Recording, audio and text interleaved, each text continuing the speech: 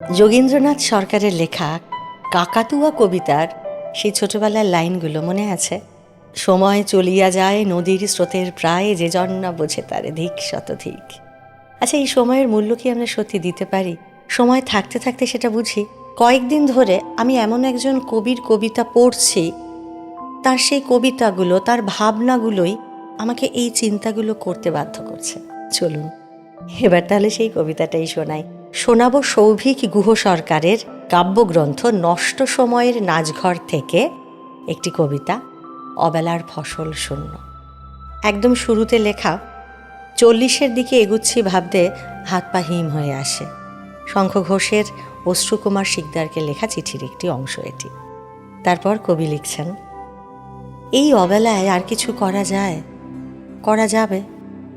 সেই কোন সকাল থেকে নৌকোখানা ক্ষেতের চারপাশে ভূতের মতো, জলের মতো, শ্বাসের মতো ঘুরে ঘুরে আসে। ফলল কিছু, ধানের গুচ্ছ উঠল কিছু হাতে? মাঝি হেঁকে বলে, প্রতিশ্রুতি দিয়েছিলে সোনার শস্য তুলে দেবে প্রভাতে। কি হলো তার? কোথায় সোনার ধান? আর পাবে? আমি ভাবি, এই অবেলায় ধান বোনা যায়, আর ফলবে ফসল। ধানের চারার নিচে গোড়ালি ডোবা অস্রোত ক্লান্ত জল নষ্ট করে দিয়ে যাবে শেকড়ের শরীর। ফসলের মুখ, দুপুরের কাল ঠিক শুরু হলো কবে?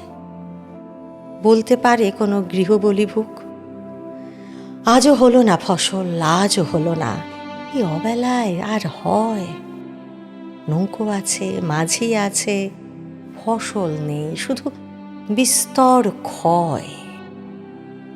সকাল বলেছিল অগাধ সময় আছে, অবেলা বলছে সময় ফুরলো বলে। আলো পড়ে আসে, ধান নেই হাতে, ফাঁকা নৌকাটি ক্লান্ত জলের হাহাকারে যায় চলে। সৌভিক গুহ সরকারের কবিতা নষ্ট মেয়ের নাচঘর থেকে পড়ে শোনালাম। সৌভিককে আমি ব্যক্তিগতভাবে চিনি, ও জানেও না যে আমি আজকের কবিতাটা আপনাদের সঙ্গে ইতিমধ্যেই শেয়ার করলাম। যাওয়ার আগে বলতেই হচ্ছে, কোলাহলে কান না দিয়ে বেলা থাকতে থাকতেই ফসল ফলানোয় মন দিন।